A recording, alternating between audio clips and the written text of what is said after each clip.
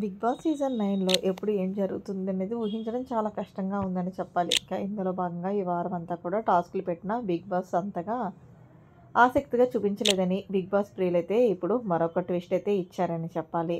ఇక mid week elimination అంటూ రాము రాథోడ్‌ని elimination చేసి బిగ్ బాస్ హౌస్ నుంచి బయటకు తీసుకొచ్చేశారు. ఇక అసలు విషయానికి వచ్చేస్తే ప్రస్తుతం బిగ్ బాస్ హౌస్‌లోకి డేంజర్ బెల్ అనేది మోగింది. దీంతో హౌస్‌లో ఉన్న వాళ్ళందరూ కూడా ఏమైందని చెప్పేసి ఈ డేంజర్ బెల్ అలర్ట్ ఎందుకు అంటూ కంగారు పడుతున్నారు.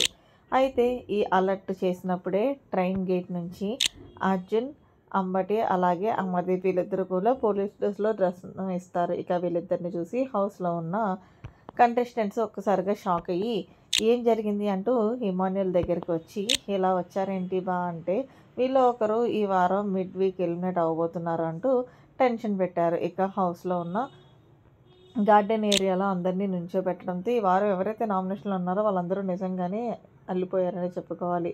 ఇక ఇందులో భాగంగా మీరందరూ కళ్ళు మూసుకోండి.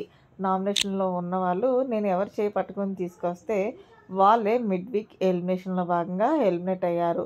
అమర్దీప్ చెప్పాడు. ఇక ఇందులో భాగంగా అర్జున్, అంబాటి ఏం చేశాడంటే కొంచెం టెన్షన్ పెట్టి మొత్తానికి రాము రాథోడ్ చేయి పట్టుకొని రాము రాథోడ్‌ని ఇటు పక్కకు తీసుకురాగా ఇక రాము రాథోడ్ మిడ్ వీక్